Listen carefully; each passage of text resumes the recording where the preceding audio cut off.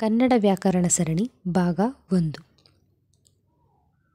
ಕನ್ನಡ ವರ್ಣಮಾಲೆ. ವ್ಯವಸ್ಥಿತವಾಗಿ ಜೋಡಿಸಿದ ಅಕ್ಷರ ಮಾಲೆಯ ಗುಂಪನ್ನು ವರ್ಣಮಾಲೆ ಅಂತ ಕರಿತೀವಿ.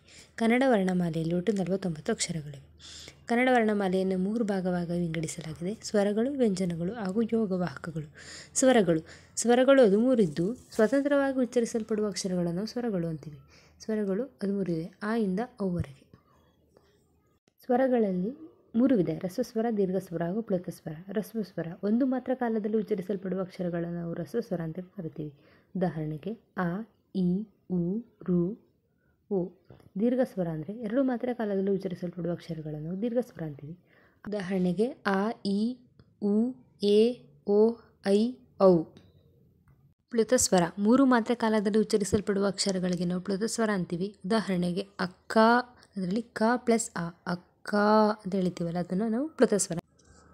ವ್ಯಂಜನಗಳು 34 ವ್ಯಂಜನಗಳಿದ್ದು ಸ್ವರಾಕ್ಷರಗಳ ಸಹಾಯದಿಂದ ಉಚ್ಚರಿಸಲ್ಪಡುವ ಅಕ್ಷರಗಳಿಗೆ ವ್ಯಂಜನಗಳು ಅಂತ ಕರಿತೀವಿ. ವ್ಯಂಜನಗಳಲ್ಲಿ 2 ವಿಧ: ವರ್ಗೀಯ ವ್ಯಂಜನ, ಅವರ್ಗೀಯ ವ್ಯಂಜನ.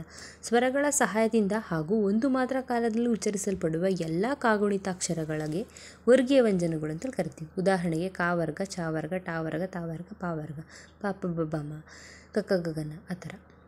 ವರ್ಗೀಯ ವ್ಯಂಜನಗಳನ್ನು 3 ರೀತಿಯಾಗಿ ಡಿವೈಡ್ ಮಾಡಿರ್ತೀವಿ: ಅಲ್ಪ ಪ್ರಾಣಾಕ್ಷರ, ಮಹಾಪ್ರಾಣಾಕ್ಷರ ಹಾಗೂ ಅನುನಾಸಿಕ ಅಕ್ಷರ ಅಂತ. ಅಲ್ಪ ಪ್ರಾಣಾಕ್ಷರ ಅಂದರೆ ಕಡಿಮೆ ಸ್ವರದಿಂದ ಅಥವಾ ಕಡಿಮೆ ಉಸಿರಿಂದ ಉಚ್ಚರಿಸಲ್ಪಡುವ ಕಾಗುಣಿತಾಕ್ಷರಗಳನ್ನು ನಾವೇನಂತೀವಿ ಅಲ್ಪ ಪ್ರಾಣಾಕ್ಷರಗಳು ಅಂತ ಕರಿತೀವಿ. ಉದಾಹರಣೆಗೆ ಕ, ಚ, ಟ, ತ, ಪ. ಮಹಾಪ್ರಾಣಾಕ್ಷರಗಳು ಅಂದರೆ ಹೆಚ್ಚು ಉಸಿರಿಂದ ಉಚ್ಚರಿಸಲ್ಪಡುವ ಅಥವಾ 2ನೇ ಹಾಗೂ 4ನೇ ವ್ಯಂಜನಗಳಿಗೆ ಮಹಾಪ್ರಾಣಾಕ್ಷರಗಳು ಅಂತೇಳಿ ಕರಿತೀವಿ. ಕ, ಚ, ಠ, ಧ, ಪ, ಆ ಥರ.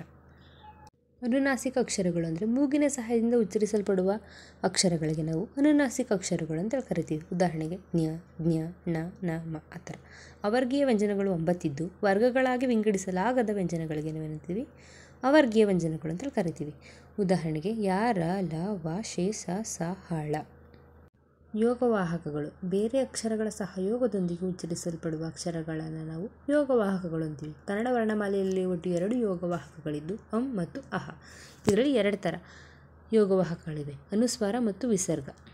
ಅನುಸ್ವಾರಕ್ಕೆ ಉದಾಹರಣೆ ಅಂ ಆದರೆ ವಿಸರ್ಗಕ್ಕೆ ಅಹ. ನಿಮಗೆ ಈ ವಿಡಿಯೋ ಇಷ್ಟ ಆದರೆ ಈ ವಿಡಿಯೋನ ಲೈಕ್ ಮಾಡಿ, ಶೇರ್ ಮಾಡಿ. ಹಾಗೆ ಇದೇ ಥರ ಹೆಚ್ಚಿನ ಮಾಹಿತಿಗಾಗಿ ಜ್ಞಾನ ಯೂಟ್ಯೂಬ್ ಚಾನಲ್ನ ಸಬ್ಸ್ಕ್ರೈಬ್ ಮಾಡಿ. ಸಂಯುಕ್ತಾಕ್ಷರ ಅಥವಾ ಒತ್ತಾಕ್ಷರ. ಯಾವುದಾದ್ರೂ ಒಂದು ಪದದಲ್ಲಿ 2 ಅಥವಾ 2ಕ್ಕಿಂತ ಹೆಚ್ಚು ವ್ಯಂಜನಗಳು ಒಂದಾದ ನಂತರ ಒಂದು ಬಂದು ಅವುದಾದ ಮೇಲೆ ಒಂದು ಸ್ವರ ಬಂದರೆ ಅಂತಹ ಅಕ್ಷರಗಳನ್ನು ನಾವು ಸಂಯುಕ್ತಾಕ್ಷರಗಳು ಅಂತ ಕರಿತೀವಿ. ಉದಾಹರಣೆಗೆ ಖ ಪ್ಲಸ್ ಥ ಪ್ಲಸ್ ಆ, ಥ. ಸಂಯುಕ್ತಾಕ್ಷರಗಳು 2 ಬಗೆ: ಸಜಾತಿಯ ಸಂಯುಕ್ತಾಕ್ಷರ, ವಿಜಾತಿಯ ಸಂಯುಕ್ತಾಕ್ಷರ. ಮೊದಲಿಗೆ ಸಜಾತಿಯ ಸಂಯುಕ್ತಾಕ್ಷರ.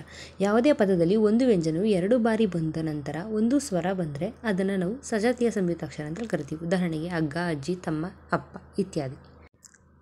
ವಿಜಾತಿಯ ಸಂಯುಕ್ತಾಕ್ಷರ. ಯಾವುದೇ ಒಂದು ಪದದಲ್ಲಿ 2 ಬೇರೆ ಬೇರೆ ವ್ಯಂಜನಗಳು ಬಂದ ನಂತರ ಒಂದು ಸ್ವರ ಬಂದರೆ ಅಂತಹ ಅಕ್ಷರಕ್ಕೆ ನಾವು ವಿಜಾತಿಯ ಸಂಯುಕ್ತಾಕ್ಷರ ಅಂತ ಕರಿತೀವಿ. ಉದಾಹರಣೆಗೆ ಅಗ್ನಿ.